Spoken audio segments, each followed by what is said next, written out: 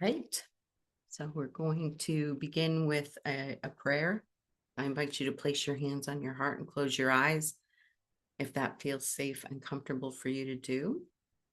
And take a nice deep breath of love and gratitude,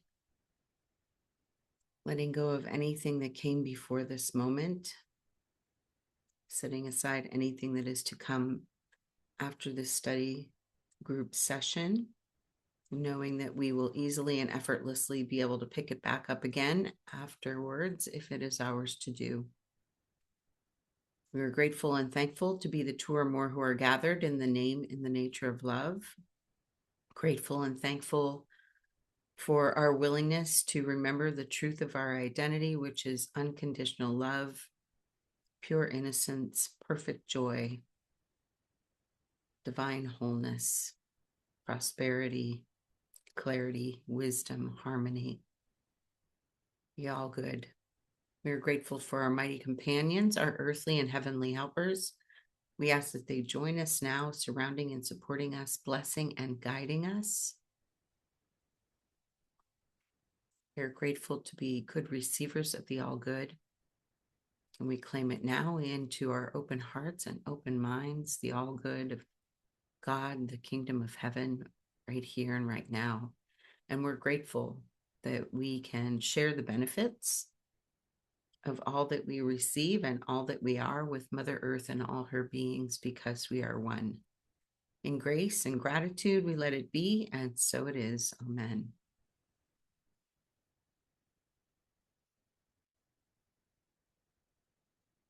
So we are continuing, well, actually wrapping up chapter 10, the religion of the ego. In section 10, the denial of God. And I'm going to start us off with paragraph 1 and a little bit of 2. The rituals of God, of the God of sickness, are strange and very demanding. Joy is never permitted, for depression is the sign of allegiance to him. Depression means that you have forsworn God. Men are afraid of blasphemy, but they do not know what it means. They do not realize that to deny God is to deny their own identity. And in this sense, the wages of sin is death. The sense is very literal. Denial of life perceives its opposite, as all forms of denial replace what is with what is not. Sorry, I got a tickle in my throat all of a sudden. No one can really do this, but that you can think you can and believe you have is beyond dispute. And then the first sentence in 2 and the last. Do not forget, however, that to deny God will inevitably result in projection, and you will believe that others and not yourself have done this to you. It is the denial of the spark that brings depression, and whenever you see your brothers without it, you are denying God.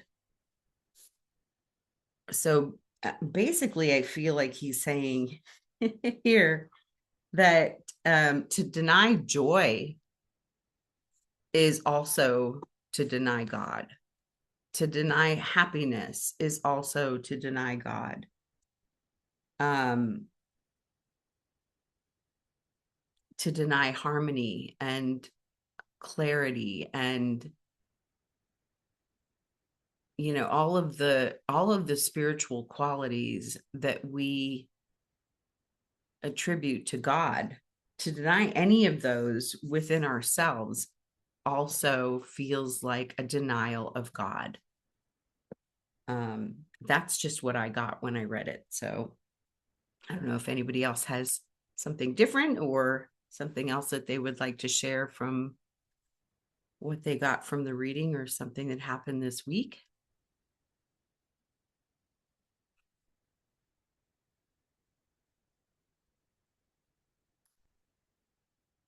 I can also share, because this one also came up.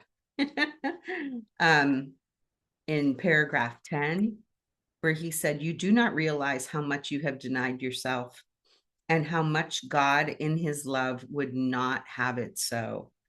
Yet he would not interfere with you because he would not know his son if he were not free. To interfere with you would be to attack himself, and God is not insane. When you denied him, you were insane. Would you have him share your insanity?" Pages are sticking.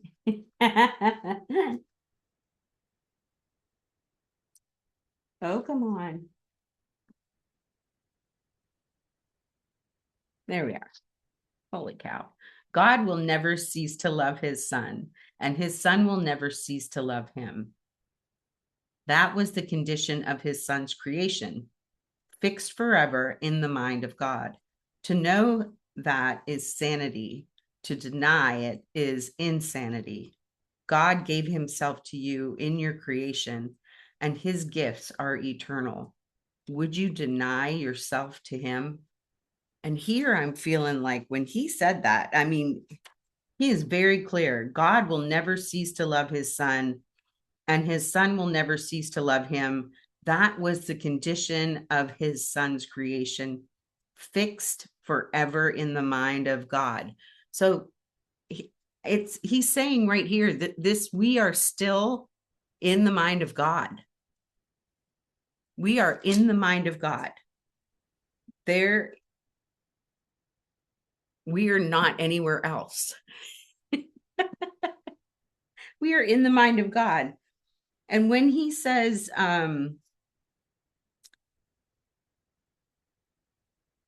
he says also in 11, you are not at home anywhere else or in any other condition. Do not deny yourself the joy which was created for you, for the misery you have made for yourself. God has given you the means for undoing what you have made. Listen, and you will learn what you are. So he is telling us without a shadow of a doubt that we have never left his mind. We just think we have. And that is what time is for, to keep us separate from God. Anybody else have anything they would like to share about the reading, something that happened this week, something that I shared? Well, I'll go on with 12. Okay. If God knows his children as wholly sinless, it's blasphemous to perceive them as guilty. If God knows his children as wholly without pain, it's blasphemous to perceive suffering anywhere. If God knows his children to be wholly joyous, it's blasphemous to feel depressed. And I was just thinking about um, Corinne and Nuke were kind of talking about the same thing this morning, that if we see sickness in a friend, or if we see, a problem, like this problem I heard about where this woman's spending all her brother's money and now he's about to get kicked down the street. If I see that problem, then I'm adding my mind to it. So I have to immediately not see it and immediately just see that that person is a holy, sinless, non-suffering piece of God. Um, Otherwise, I'm adding to the problem. And that is so yikes, yikes, because it's Yeah. so difficult to say I'm not going to perceive anything awful that's going on in this world. Or I don't know, Nuke was talking again about her daughter who got so sick. And then Nuke kept going into worry and out, and when she could finally stay out of the worry and into the holiness, then her daughter immediately got better. And she said, I was making her sick by seeing her as sick. So, I mean, it certainly gives us a lot to practice. On the Circle of Atonement, Marianne, she just got done with her third Christmas talk, and today we meditated on someone that she was talking about how Jesus says we combine suffering with love, and we make demands of people, and then we want them to suffer. in order for us to love them. They have to do certain things or be certain way for us to love them, and that causes suffering. Um, so I was thinking, okay, who am I still blaming or angry at or anything? And I feel blessed that I couldn't really think of anyone except the people that I've brought up before, and I don't really feel anything that bad about anybody anymore. I don't think, unless I'm in denial. So, yeah, certainly a lot of tools here for just staying with God. And let's see. Oh, and the end of 9, your mind is capable of creating worlds, but it can also deny what it creates because it's free. That whole thing about what we were doing before we came here, like creating worlds. Wow. And always joyous. What'd we do this for? So we can figure out how to get back. Yeah, I feel like it's just a playground, and it feels so real and so intense sometimes, but it really is just a playground where we decided that we want to have um different experiences just to see what it feels like. Yeah, like number 4, sickness and death entered the mind of God's Son against his will. The attack on God made his son think he was fatherless, and out of his depression, he made the God of depression. This was his alternative to joy because he wouldn't accept the fact that although he was a creator, he had been created. So that's what we refused to accept when we came here, that we were created by anybody else. No. Right. Yet the son is helpless without the father who alone is his help. Um, God is often called my help in the Psalms. Thou art my help and my deliverer. Yeah, and that's why I feel like in 14, in the middle of 14, where he says arrogance is the denial of love, because love shares and arrogance withholds. Hmm. So I feel like that's kind of what he was talking about in 9. Love shares and arrogance withholds. Right, and places conditions on love and then causes suffering. As Jesus said that taught ourselves that love has to equal suffering, like all that stuff about Jesus suffering and dying on the cross for our sins. Right. Bad teaching.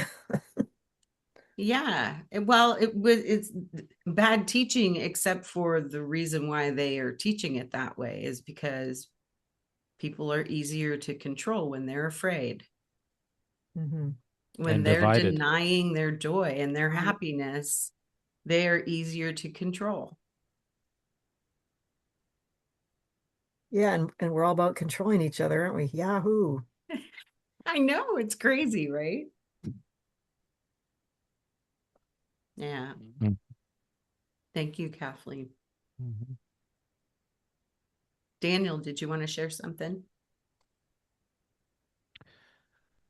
I could. I mean, yeah, I really enjoyed this chapter. This chapter to me was really reminiscent of the Tao. If many of you follow the Tao, it is very much a polarity of if you see like a yin yang, it's just you have one side of one side of the other. So this whole chapter is like here you were talking about Kathleen. Arrogance is the denial of love because love shares and arrogance withholds. You can't know love until you know arrogance.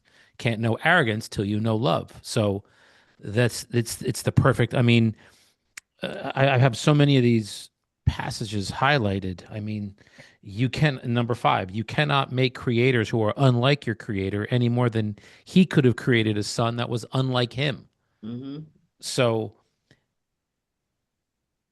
it's like 6. I mean, Son of God, you have not sinned, but you have been mistaken. I love that because it completely contradicts the church that we are sinners by Right. nature and we're not. Right. God's basically telling you, you are not a sinner. You are I how can I create a sinner if there is literally no sin? Yeah. Right. So, um, and God will help you knowing that you could not sin against him because there isn't any. So, I mean, geez, I could just keep. I mean, number 8 at the end. Only the eternal can be loved, for love does not die. So, what is of God is His forever, and you are of God. So, if we're saying to ourselves, well, we're not eternal, Mm-hmm. which goes to 14 in because you were talking about this, Linda. Time itself was your choice. Yeah. If you would remember eternity, you must look only on the eternal. Time and eternity cannot be real because they contradict each other. It's the polarity, it's the yin and yang. Eternity is the opposite of time. We as humans put numbers and days and months on something that is completely everlasting and eternal. So Yeah. we put limits on something that is limitless. Yeah. So it's like I just looked at this whole chapter as like the way to look at life, as in, if you just look at yourself as just this complete eternal person, using your word, Linda, which I love, is just playing in this playground of life. There is no, yeah, I mean, there are things that are going to affect us as humans because we have the ability to emote. And that Yeah. is a gift that God gave us when we were born. So to see somebody suffering, that's going, yeah, I mean, we don't have to take on that suffering, but Mm-hmm. to see somebody struggling always pulls me and causes me to act on that person's behalf Mm-hmm. if God calls me to do so, because sometimes there's not. Yeah. So, and I just follow my father's words and organic actions. There are times when I'm driving on the New Jersey Turnpike and it is a wildly busy highway constantly. And sometimes I'll see somebody pulled over and God's like, I hear him. It's like, pull over. They need help. And I'll help them. Then there are times I drive right past and I'm like, that's for Mm-hmm. somebody else to handle. So it's just like you just have this dialogue daily with your creator that is lovely and phenomenal and fantastic, and is anything other than that he's saying is not him. Right. So it's the easiest way for me to know when I'm out of sync. Yeah. Yeah, I like that number 5. It's because you did not make yourself that you need not be troubled. Mm. Right. I love that. I Hmm. love that. Your gods are nothing because your father didn't create them. Hmm. Yeah. Yeah. But it's like our minds are making things that are causing our suffering. We're making them. Yeah. Exactly. Pretty powerful Exactly. creators, aren't we? Mm. Yeah.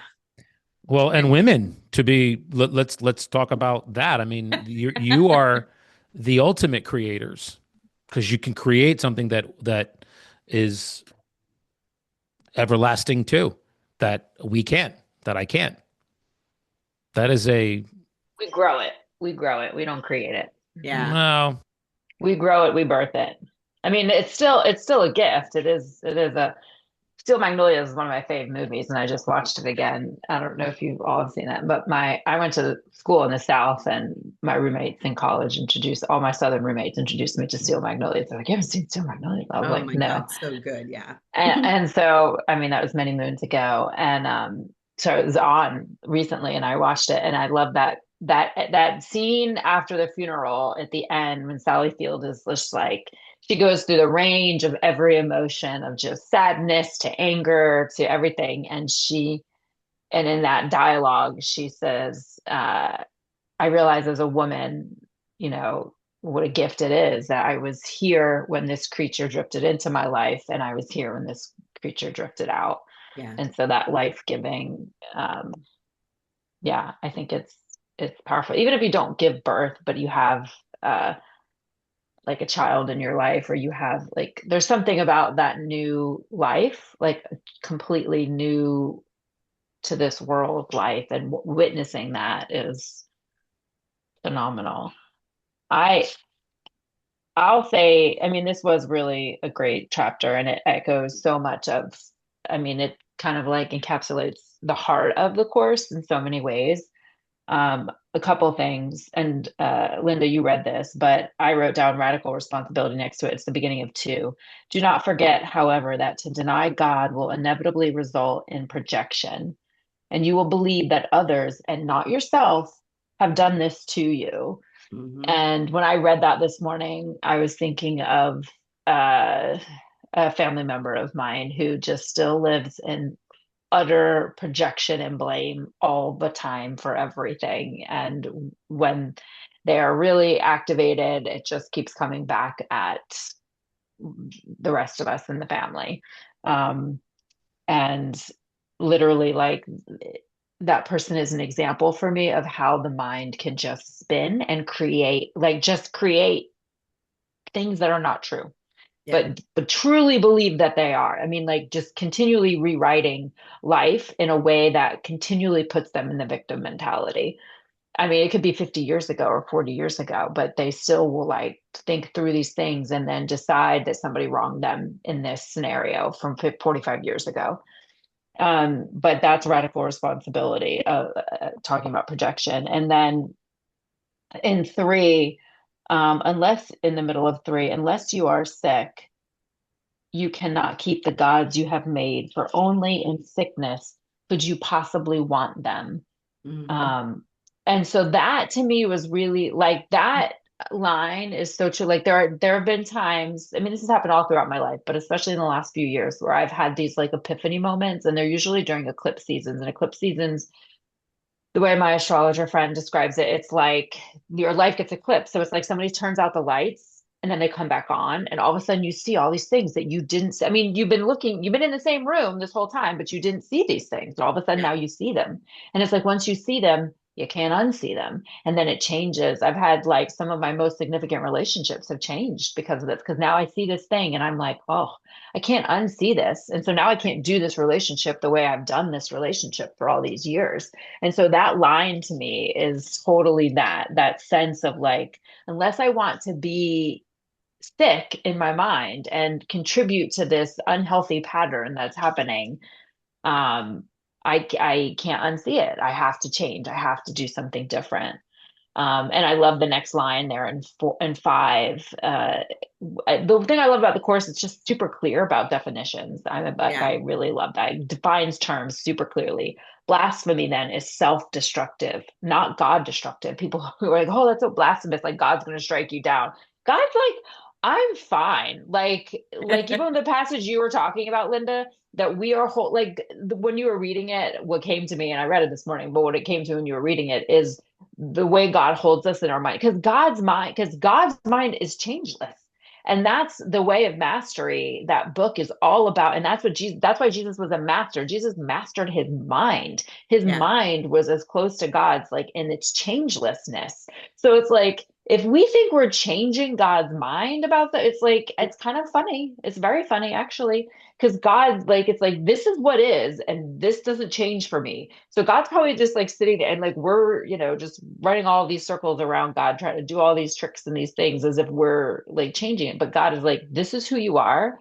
And I've never thought anything differently. And that's what this chapter really, and so the idea of blasphemy, like we can like harm God in some way, or we can like speak against God, or like hurt God, is kind of funny. Right. It's not destructive. I love that. So blasphemy then is self-destructive, not God destructive. It means that you are willing not to know yourself in order to be sick.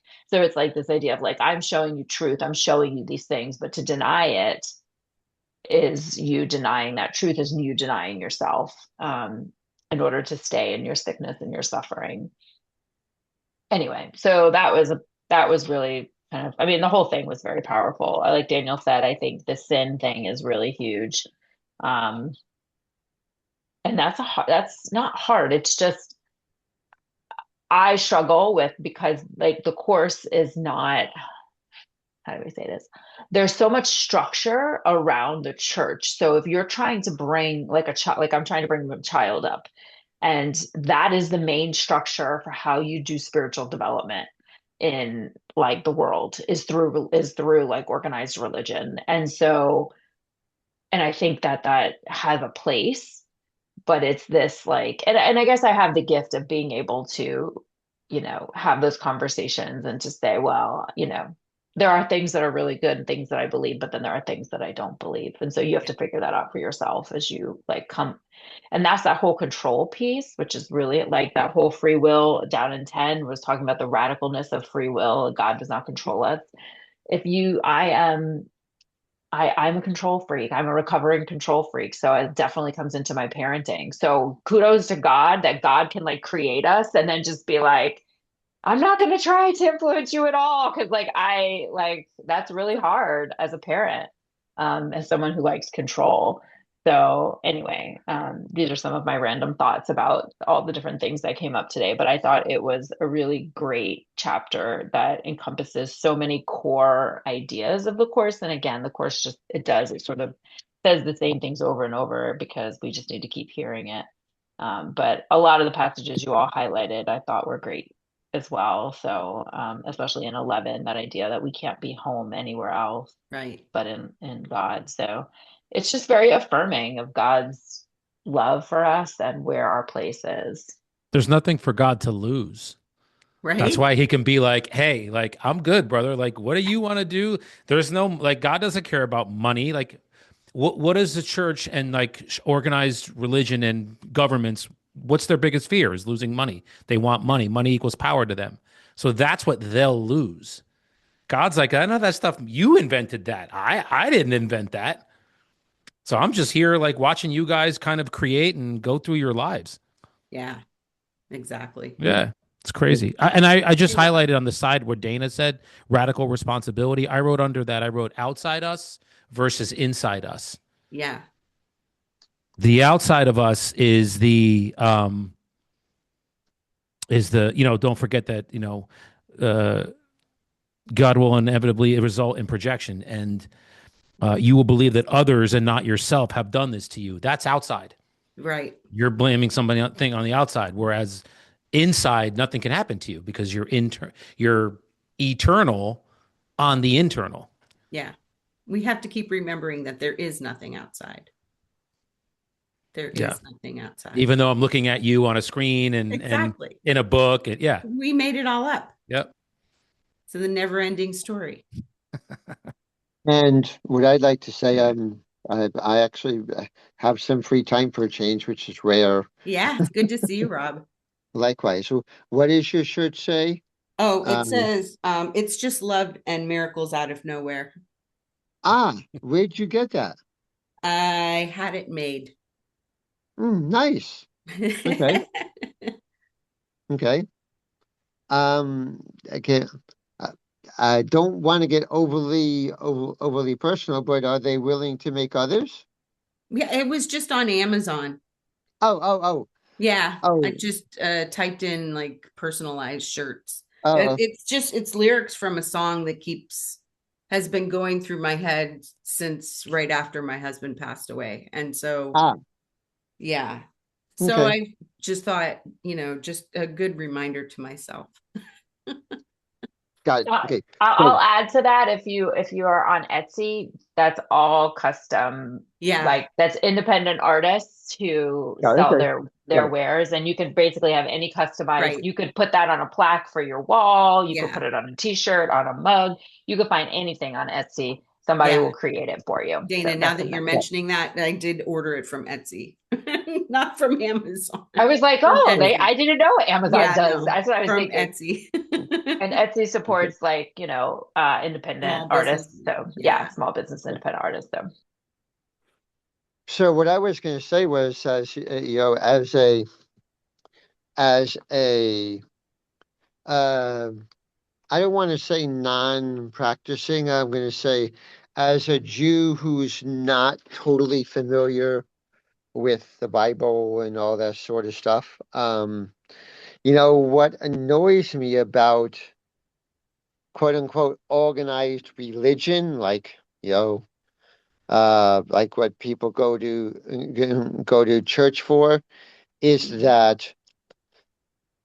that oh, and by the way, it's nice to see another native New Yorker. here.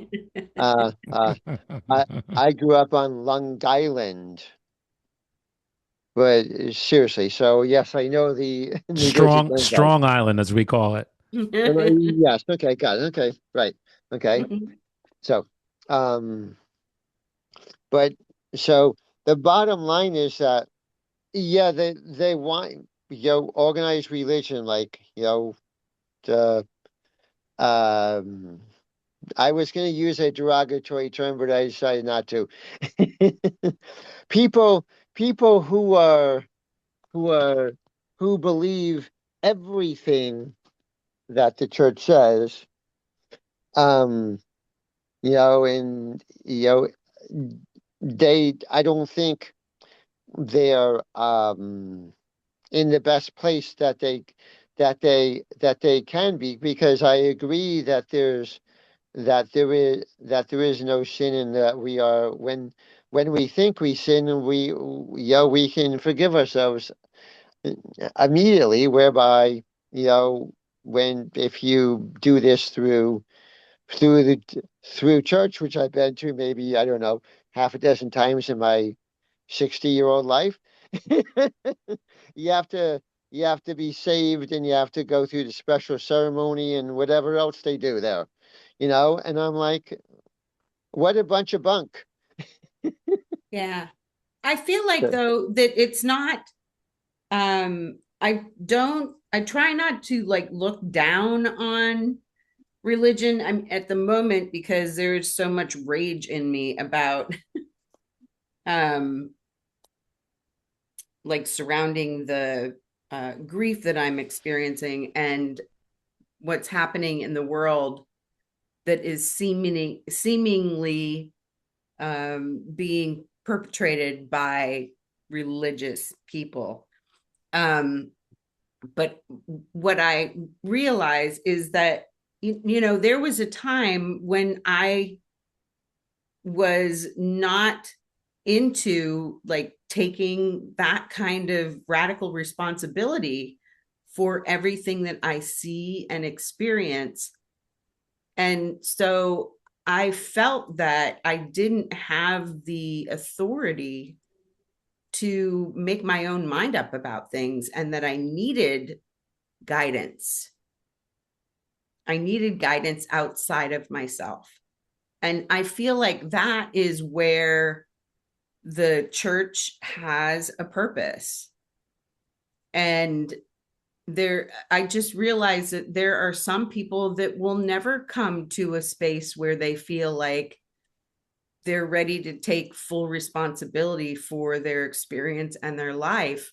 And if they feel comforted and it brings them happiness to believe that there is a force outside themselves that they call the devil that makes people do bad things, that comforts them. And if they want to believe that, that's fine.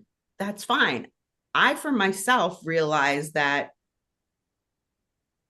there is no devil except for the devil that is within me when I am out of my right mind. When I'm out of my right mind, I can imagine that it would be possible for me to perpetrate a lot of the sins that the world has been experiencing. I mean, I can only imagine that if something happened to my child, that I would be capable of violence. And while I don't see that happening in this lifetime, who knows what happened in other lifetimes if I had them, So I just try to look at it that way, but I do feel like, the organized religion has a purpose. And if it is a space that brings people closer to the God within themselves, then I'm all for that. When they are ready, if they are ready in this lifetime to take responsibility for their life and their experience and let go of the side of the pool and hang out in the deep end on their own, um, you know, then they will. Then they will. Absolutely. It was great. It was great hanging with you folks. And the Mr. Daniel, I'm going to send you a LinkedIn connection request. Oh, okay. Sure. Yeah, good to see you, Rob. Yeah. Likewise. Okay, we'll talk to you later. Bye. Bye. Perfect. Yeah, it's easy. I find that, like, I know what you're saying, Linda, and what comes to my mind is like, if we're really to follow this, like, yeah, talk to me when somebody wants to cause harm or violence to your child, Yes. and I want to see how you follow this book. Yeah. How peaceful can you be? That's what I'm saying. And I don't have children, so I can't speak to it, but boy, oh boy, if we're to follow this to the T, somebody wants to do harm to your kid, you're gonna let them. Right. And that's why I'm like, I don't know how there's still gray areas to me, not gray areas, but boy, is that like, how would I word this? If I had children and somebody's gonna do harm to them, I would be like, well, take me first. Oh, yeah. I'm fine with that. Like, leave them alone. But if they're like, no, we're going after them. What do you do? Yeah. Oh, I What do don't you think you do? have to let them harm your kid. I don't think that's like the teaching of the course either. Is it, well, here's the question then. Is it an act of love to protect your child? Or But is you're it an, doing violence to them because you're going to have to use force to stop them. yeah, I No? know, but is it violent for me to let someone be violent to my child? Like if a man came in my home and wanted to like attack my daughter, hands down, I will defend my child. And that is an act of love for me to do that to her. Because you Hmm. could say it's an act of violence for me to sit by and watch someone attack my daughter and me do nothing. So there's Yeah. different ways to interpret that, I think. But Now this is, oh, go I ahead. think what the course calls us to is, now, do I harbor judgment and ill for that attacker in my mind for 30 years? Or do I forgive them? Do I love them? Do I pray for them? That's what I feel like we're called to do. My son just had like an assembly from, I forget the name of the man who did it, but his son was bullied and he killed himself. He died by suicide like many decades ago. Um, and he travels the country and he speaks to schools. I think my son said he spoke to like 2,000 schools or whatever. I think it happened Wow. like 30. I mean, this is probably back when, like, in our day, when nobody really, you just could bully, people could just get bullied and nobody was doing anything about it. Um, anyway, and so he was talking, I asked my son about the assembly they just had it the other day, and they talked about that. Like, he said that, yeah, I don't know if the kids were asking the question of, like, he said that he has forgiven, like, the kids who were bullying his son. And I mean, ultimately, the son made his choice, right? Nobody makes you do anything, but did that contribute? Of course it did, to his feelings and all that sort of stuff. But he was talking about, did he forgive them and, wants goodwill for them, things like that. And I had a dear, like, one of a family I grew up with, or it was like they were like my second family. And anyway, someone in the family, she had five children and she had four girls and a boy, and her son died in his senior year of high school because someone else was driving the car and took a left-hand turn and he got T-boned and was instant. And she was just devastated. I mean, she still like has this picture of her. She was just devastated. It was her only son. And it was his friend right? It was this a girl that was in and out of her house, and does she forgive that it was an accident, right? Obviously not intended. So thinking about that versus like someone, and even harder for someone who's intending to harm. I think that's where it's what we hold in our minds, I think, is more because I think we are human and we're going to go into fight or flight, Mhm. like, protective mode. And so I think there's ways to interpret what's the more loving thing in that moment, but I think it's how we hold it in our minds, that how we hold the people. I can still hold that person as holy and decide you will not attack my daughter in front of Mhm. me. Um, I can, and I can forgive you, but I'm going to do what I can do. Um, so I don't know. That's my take as a mom. But Yeah, they don't have the phrase "mama bear" for nothing, right? yeah, yeah, I think any of us, we all have fight or flight, like to protect ourselves, to protect, I mean, when stuff happens, like terrorist attacks, things like that, people just go into that mode of, um, you know, protection. But again, I think the course is all about what we hold in our minds. Yeah, So am I doing it out of love? In that moment, I would be doing it out of love. Love would be my intention and my motivation.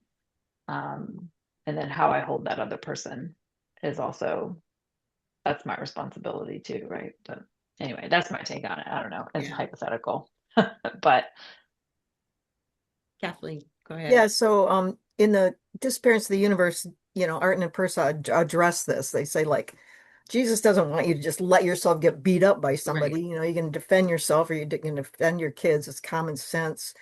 And yeah, that's like, yeah, then how you would hold that person in your mind afterwards. And but yeah, you just don't let people hurt you.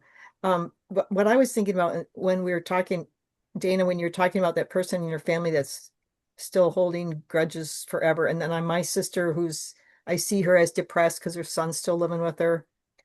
Um, in the in number four, the fourth sentence in number two, do not attribute your denial of joy to them, or you cannot see the spark in them that could bring joy to me. So mm, I'm thinking I yeah, need to see the spark of joy in my sister, not keep thinking of her as depressed and her son as, you know, I want him to get out of her house. He's 31, get out, leave her alone. And I'm seeing her as a victim. So I think to me that message right in there is for me to see them both as yes, joyful beings. And that then a spark will come in me and I'll feel better. I'll feel happier. Yeah, and then I was just thinking about, the guy, the director that was just murdered and his wife murdered Yeah, by their own child. Rob Reiner. Mm. Yeah, Yeah, what were their last thoughts while they're watching him kill them? It right. was that a huge forgiveness experience for them at the very last second? I wonder about that. Um, but anyway, that would certainly be their hugest forgiveness lesson for sure. But anyway, And their sons. I know it's their son. Yeah. Yeah. Hmm. Imagine being their son and knowing that you killed your parents. Hmm. How do you forgive yourself for that? I'm sure there's Don't a know. way. Yeah. I don't know. Yes, I maybe wouldn't want to have to try. no, probably lost his mind because he's not on his meds or something. I don't know. Yeah. But But anyway, Kathleen, oh, oh sorry, yeah, go go ahead, finish. Dana. Go ahead. Well, I was going to say, I appreciate that you said that because I had the same thought of that passage about this family member that is a very challenging for me.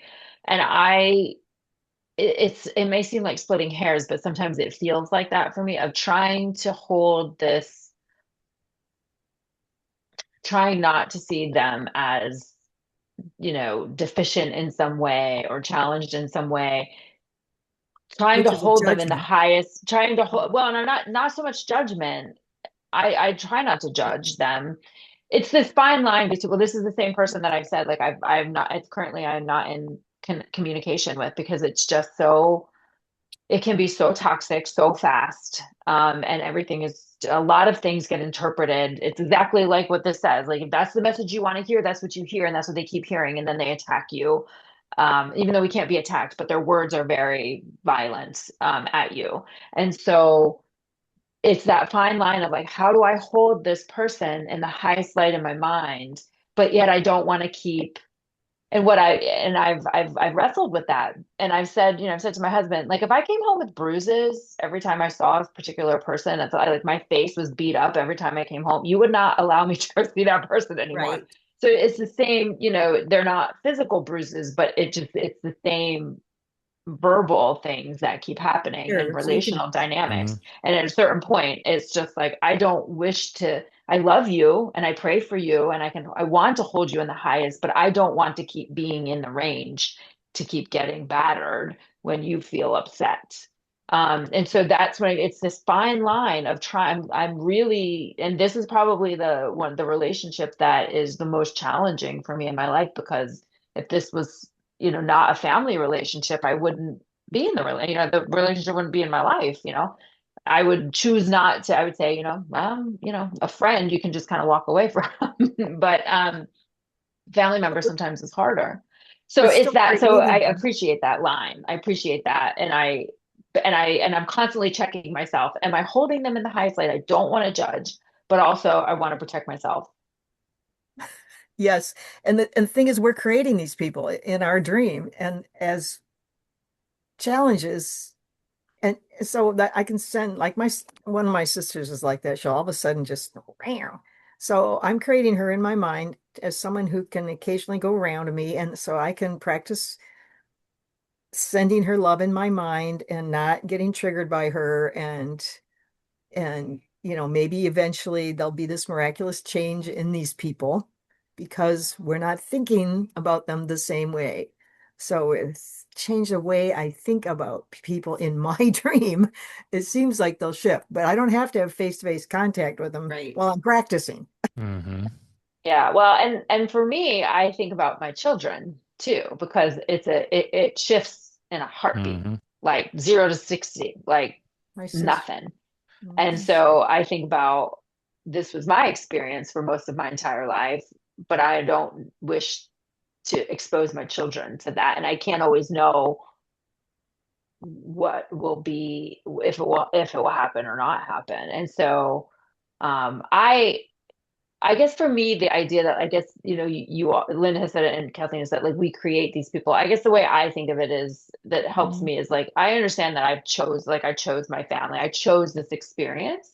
I don't remember choosing it, but I chose it. So there are lessons in it for me, and I understand that. And so I constantly ask God to show me the lesson in this for myself, um, and help me to hold the highest view of this person, to see them in their divinity, and then help me navigate this relationship, because it is challenging. I mean, back to the thing we just were saying, like, if I knew someone was going to harm my child, I'm not putting my child in harm's way.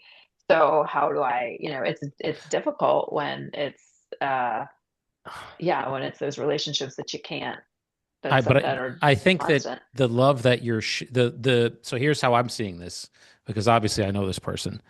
So the love that you're the loving thing that you're doing is not having him here, Yeah. not having the relationship. That's the Yeah. loving thing.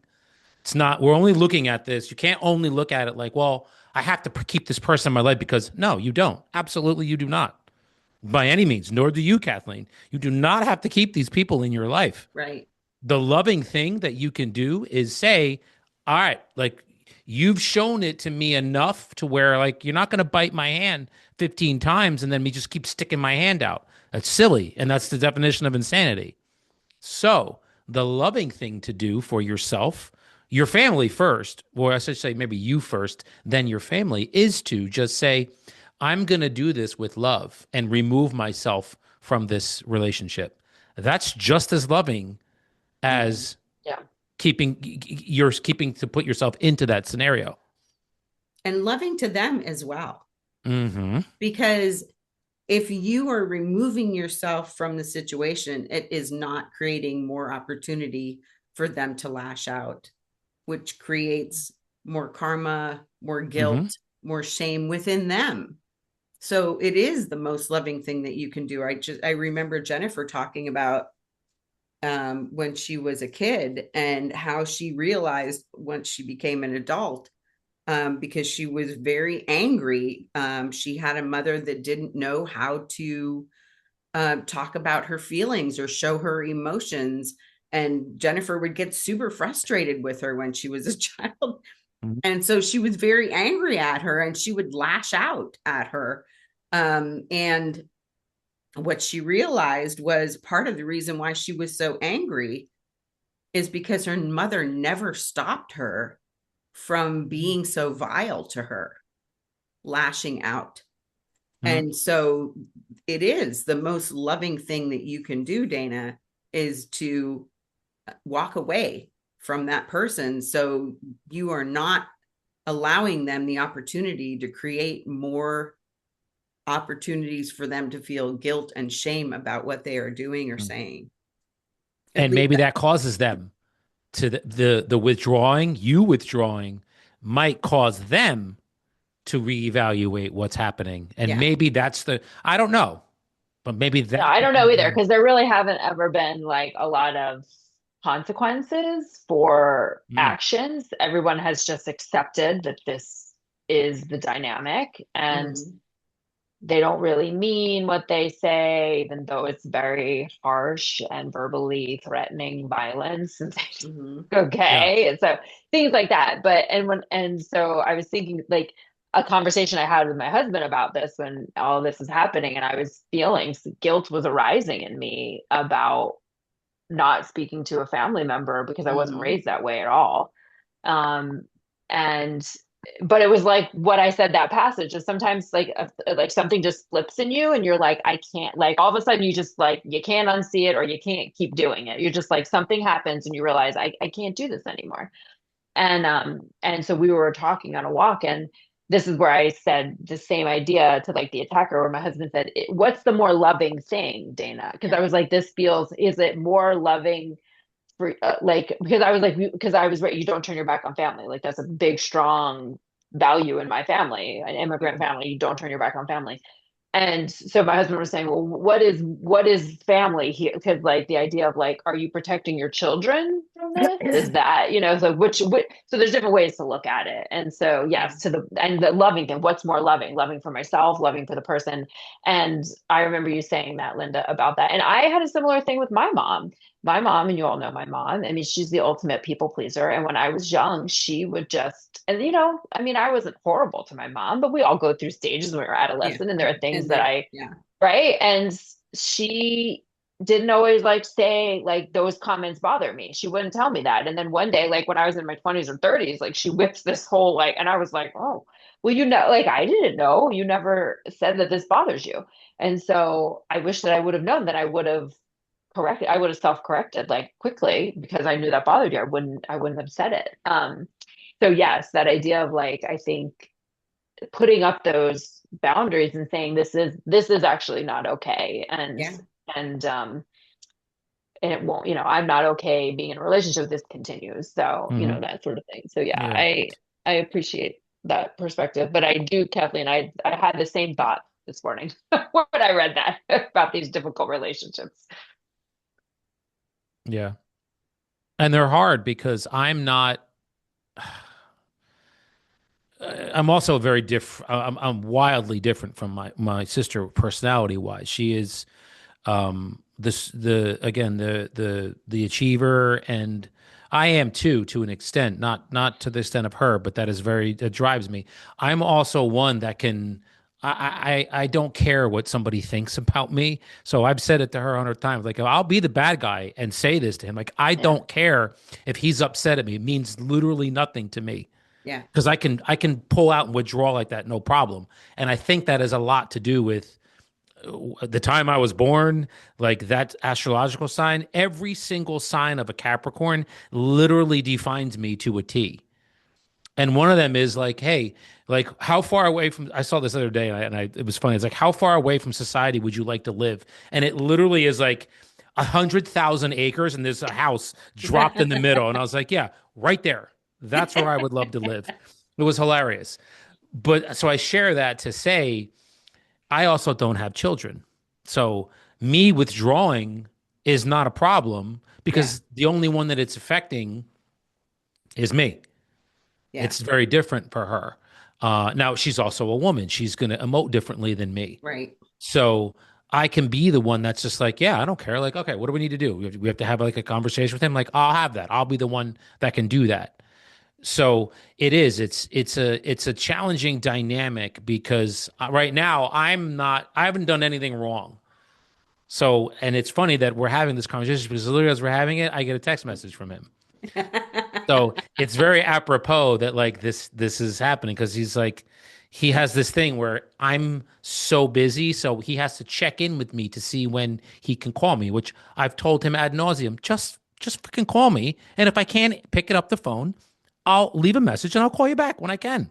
Yeah. Like that's how adults would function. But it's always, hey, just wanted to make sure I can call. Like it's, but I've told you that 100 times and you still aren't listening. So, um, but it's apropos that we're having this because again, you know, Send him love, send him love, send him Yeah. love, send him love, send him love. and here's the thing, it's yeah, and it's true.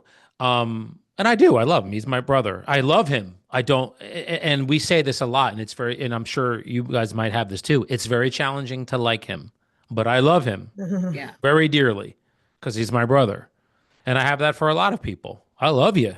Hey, I wouldn't tell you this, but I don't like you, Right. but I love you, and there's a big difference in that, Yeah. you know. So yeah, it's the navigation of relationships. That's why we're here. Yeah. That's why we're here. Yeah. Playing the game. Mm-hmm. It's really what we're It is, doing. You use a great word. It's the playground. Yeah. it's a school, yeah. I just want to let you know, Linda, I won't be here the next 2 weeks because I'll be traveling for the holiday. Okay. So we'll be driving next Tuesday and the following Tuesday. So, All right. Then we'll see you in 2026. yeah. Yeah. Mm-hmm. Kathleen, were you going to share something else? No, I'm ready to go. Okay. Yeah. Let's do it then. So next week we get to jump into chapter 11, God or the Ego, starting with section 1, your place in God's mind. Your place in God's mind. I would hope we would be at the forefront, but you know, who knows? When you read, Linda, where are you reading from? Is it in this book? Yeah. The ending part. Like Oh no, when you, she reads Oh, the no. insights. Yeah, Oh. The long when I passage is read an at the end, insight. it's the insights. The in this book or another book? it's not even in a book. It's Ah, No, it's like a Pathways website. of Light website that But has, sometimes she just reads the lesson of the day, which yeah, is in which this is what I'm book. going to do today. got it. Okay. Yeah, Pathways of Light. When I was still having challenges understanding the course or the lessons, I should say, I would read the Pathways of Light, their writers' insights for the lesson of the day. And I would be like, oh, okay, that makes sense to me now. And so that's where I was reading from most of the time. It's a website, Daniel, that basically people have expounded on the lesson of the day. That's what it is. So you can Got go it. to it and there's like a page to a page and a half of someone expounding on what the lesson is from that day.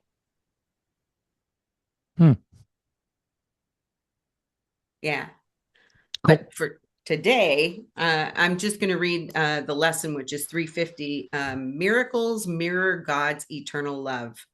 To offer them is to remember him, and through his memory, to save the world. What we forgive becomes a part of us as we perceive ourselves. The Son of God incorporates all things within himself as you created him.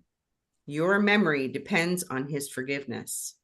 What he is unaffected by his thoughts, but what he looks upon is their direct result. Therefore, my Father, I would turn to you. Only your memory will set me free, and only my forgiveness teaches me to let your memory return to me and give it to the world in thankfulness. And as we gather miracles from him, we will indeed be grateful, for as we remember him, His Son will be restored to us in the reality of love. As we go. Thank you, everybody. All right. Thank you, Linda. Have a great Thank you, week. Linda. Have a good See you Christmas, soon. Dana. Have a good holiday. Thank you. You all You have a great too. holiday too. I'll see you in the new Okay. Merry year. Christmas, folks. Yes, Merry Christmas.